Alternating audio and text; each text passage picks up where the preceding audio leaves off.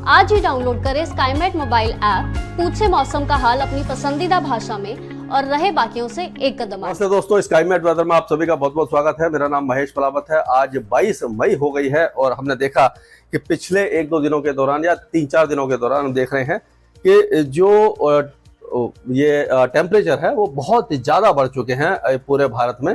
और इस समय जो वेदर सिस्टम बने हुए हैं आप देखेंगे कि एक वेस्टर्न डिस्टर्बेंस है, काफ़ी कमज़ोर है, जो पहाड़ों पर दिखाई दे रहा है। यहाँ पर होगा वो ये इस जगह पर, और ये कमज़ोर है तो इसके असर से जो पहाड़ों पर बहुत हल्की बारिश की गतिविधियाँ आप देख पाएंगे। बहुत ज़्यादा वेदर एक्टिविटी हमें दिखाई नहीं दे रही है अगले 2-3 दिनों के दौरान।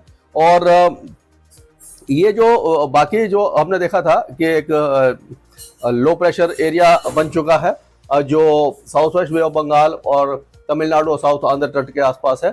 ये आज शाम तक ही, मतलब रात तक ही वेलमार्क लो प्रेशर एरिया बन जाएगा, यानी काफ़ी ज़्यादा मजबूत हो जाएगा। और 24 तारीख के आसपास डिप्रेशन, फिर जल्दी ही डीप डिप्रेशन में तब्दील हो सकता है। और ऐसा भी इंडिकेशन है, लेकिन क्योंकि ये फास्ट मूविंग वेदर सिस्टम है, क्या है कि आज 22 तारीख को ये बना और 24 या 25 तारीख तक ये काफ़ी तेज़ी से यहाँ पहुँच जाएगा म्यांमार के पास।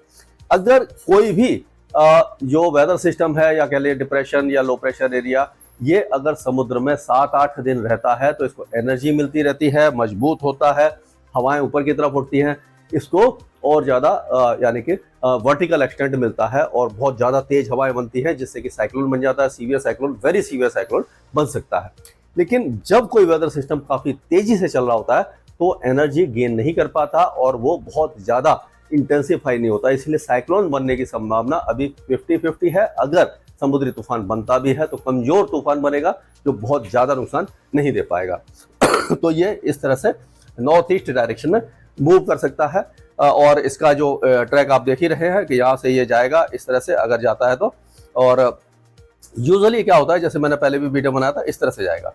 और क्या होता था कि इस तरह से ये जो मूवमेंट होते हैं ये कॉमन मूवमेंट है, यानी नॉर्थ वेस्ट की तरफ जाएगा, कोस्ट के पास जाकर के रिकर्व हो जाता है उत्तर पूर्वी भारत की तरफ, जिससे कि हम देखते हैं कि यूजुअली क्या होता है कि आंध्र प्रदेश, उड़ीसा और जो गंगे पश्चिम बंगाल में यहाँ पर मूसलाधार बारिश होती है, यहाँ पर लैंडफॉल ज़्यादातर करता है। और कभी कभी अगर डायरेक्ट जाता है तो वो तमिलनाडु या आंध्र प्रदेश के ऊपर लैंडफॉल कर जाता है। लेकिन ये वेदर सिस्टम पहले ही नॉर्थ ईस्ट की तरफ मूव कर रहा है, तो ये थोड़ा सा अनयूजुअल है। अगर हम उत्तर भारत की बात करें तो उत्तर भारत में जैसे मैंने बताया कि वेस्टर्न डिस्टर्बेंस काफ़ी ज़्यादा कमज़ोर है, तो उसका बहुत ज़्यादा असर दिखाई नहीं देने वाला है। तो पहाड़ों पर छुटपुट बौछारें ही रहेंगी, तेज हवाएं चल सकती हैं। अगर हम पंजाब की बात करते हैं तो पंजाब, हरियाणा, दिल्ली और उत्तर प्रदेश के ज़्यादातर इलाके काफ़ी ज़्यादा गर्म रहेंगे, शुष्क रहेंगे। और आप देखिए ये जो ट्रफ आप देख रहे हैं, ये साइक्लोनिक सर्कुलेशन हरियाणा है, यहाँ से लेकर के जो उत्तर पूर्वी राज्यों तक जो ट्रफ जा रही है, उसके प्रभाव से जो हवा है, ये पूर्वी हवाएं, आपने देखा होगा कि पंजाब, हरियाणा और दिल्ली और उत्तर प्रदेश में पूर्वी हवाएं आ गई हैं, जिससे कि उमस बढ़ गई है, उमस भरी गर्मी आपको दिखाई देगी अगले 1-2 दिनों के दौरान। और टेम्परेचर थोड़े से कम हुए हैं दिल्ली वगैरह में या इस ट्रफ के उत्तर में। लेकिन राजस्थान वगैरह में आपने देखा होगा कि देखिए, पहले तो ये बादल देखिए कि ये पूरे पश्चिमी तट पर हैं, बंगाल की खाड़ी में है, बिहार, झारखंड, पूर्वी झारखंड, पूर्वी बिहार और असम, हिमालयन, वेस्ट बंगाल पर है। टेम्परेचर कल सबसे ज़्यादा पिलानी में 47.2 और चुरू में 46.8 दर्ज किया गया। इस तरह से ये तापमान है, आप देखिए काफ़ी ज़्यादा है। और अगर बारिश देखें तो पूर्णिया में सबसे ज़्यादा कल बारिश हुई थी, बिहार में 96, एमनी देवी में 87, अगरतला में 84, कन्याकुमारी में 66, लॉन्ग आइलैंड में 59, कोचीन, तिरुवनंतपुरम, धर्मशाला, धर्मपुरी, पोर्ट ब्लेयर, तिरुवनंतपुरम, अगाती, कोयम्बटूर, याकुड़, हटवे, ये सारे इलाकों में काफ़ी ज़्यादा 50 से ऊपर बारिश देखने को मिली थी।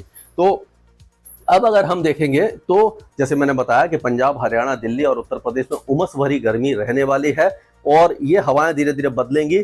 और 25 तारीख को जो वोटिंग है, यानी कि फरीदाबाद, गुरुग्राम और जो दिल्ली एनसीआर के साथ साथ कई इलाकों में जो 25 तारीख को वोटिंग है, उस समय भीषण गर्मी का प्रकोप रहेगा, 45 डिग्री के ऊपर तापमान जा सकते हैं। अभी फिलहाल यहाँ कोई वेदर एक्टिविटी भी नहीं है।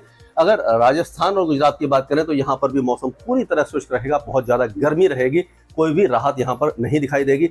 और 47-48 डिग्री के तापमान राजस्थान में जा सकते हैं, गुजरात में 45-40 जा रहे हैं और उसी तरह से 47 डिग्री के आसपास दक्षिणी जो उत्तर प्रदेश है, पूर्वी उत्तर प्रदेश है और इसी तरह से मध्य प्रदेश के कुछ इलाकों में इस तरह का वेदर रह सकता है। अगर बिहार की बात करें तो पूर्वी बिहार में जैसे कि पूर्णिया, खगड़िया और जो किशनगंज, सुपौल, फॉरबिसगंज, ये जो इलाके हैं, कटिहार वगैरह, भागलपुर, इन इलाकों में बारिश की संभावना है। कुछ इलाकों में तेज बारिश हो सकती है। उसी तरह से अगर झारखंड की बात करें तो पूर्वी झारखंड में अगले 2 दिनों के दौरान बारिश होगी। पश्चिम बंगाल के कई इलाकों में बारिश की संभावना है। पूर्वोत्तर राज्यों में बारिश की गतिविधियां रहेंगी, लेकिन जब ये वेदर सिस्टम यहाँ पहुंचेगा तो जो मणिपुर, मिजोरम और त्रिपुरा के जो दक्षिणी इलाके हैं, यहाँ पर जो बारिश की गतिविधियां हैं काफी ज्यादा तेज हो जाएंगी। ये 25 तारीख की बात है। 25 मई और 26 मई को यहाँ पर इस जगह पर 25 और 26 तारीख को बारिश की गतिविधियां यहाँ पर आपको दिखाई दे सकती हैं इस इलाके में, यानी 25 और 26 तारीख को। तो यहाँ पर भारी बारिश होगी और पूर्वोत्तर राज्यों में भारी बारिश की संभावना नजर आ रही है। अगर हम छत्तीसगढ़ की बात करें तो छत्तीसगढ़ के कुछ इलाकों में भी आज बारिश हो सकती है। उड़ीसा के कई इलाकों में हल्की बारिश होगी, बहुत ज्यादा नहीं होगी, हल्की बारिश होगी। और दक्षिण पूर्वी मध्य प्रदेश में भी छुटपुट बौछारें दिखाई दे सकती हैं। विदर्भ और मराठवाड़ा में मेघ गर्जना या हल्की बारिश की संभावना है। दक्षिणी मध्य महाराष्ट्र में हल्की बारिश हो सकती है, लेकिन जो उत्तरी महाराष्ट्र है वो पूरी तरह शुष्क, गर्म और उमस भरा रहेगा। मुंबई में उमस भरा गर्मी रहेगी। तेलंगाना के कई इलाकों में बारिश की संभावना है। कोस्टल आंध्र प्रदेश में हल्की बारिश है। कर्नाटक के कोस्टल और साउथ इंटीरियर कर्नाटक में भारी बारिश की संभावना अगले 2 दिनों के दौरान है। केरल में आज 22 तारीख को भारी से अति भारी बारिश की संभावना है। उसके बाद बारिश की गतिविधियां ज्यादा रहेंगी, काफी ज्यादा रहेंगी। और लक्षद्वीप और मालदीव में बहुत ज्यादा हैवी रेनफॉल दिखाई दे रहा है, क्योंकि ये जो वेदर सिस्टम है आप देख रहे हैं, ये हवाओं को इस तरह से खींच रहा है। तो इसके कारण क्या होगा कि जो हवाएं हैं वो बहुत तेजी से इस तरह से आएंगी, यहाँ पर आएंगी, और ये जो पश्चिमी तट है यहाँ पर भारी से अति भारी बारिश की गतिविधियां आपको देंगी। तो केरल में भी कई इलाकों में बारिश होगी। अंदरूनी जो तमिलनाडु है और साउथ इंटीरियर कर्नाटका में भारी बारिश होगी। रायलसीमा के कुछ इलाकों में भी बारिश की गतिविधियां काफी ज्यादा रहेंगी। अंडमान और निकोबार द्वीपों में भी मॉडरेट टू हैवी शावर्स की संभावना नजर आ रही है। यहाँ पर जो समुद्र की लहरें हैं ऊंची उठेंगी, हवाएं काफी ज्यादा तेज रहेंगी। जो तूफान है और हीट वेव है उसका जो अपडेट है वो लगातार आपको देता रहूंगा स्काईमेट वेदर में। अभी के लिए मौसम से जुड़ी सटीक जानकारी और खबरों के लिए हमारे YouTube चैनल को सब्सक्राइब करें और बेल आइकन दबाकर हर खबर पर रखें नजर।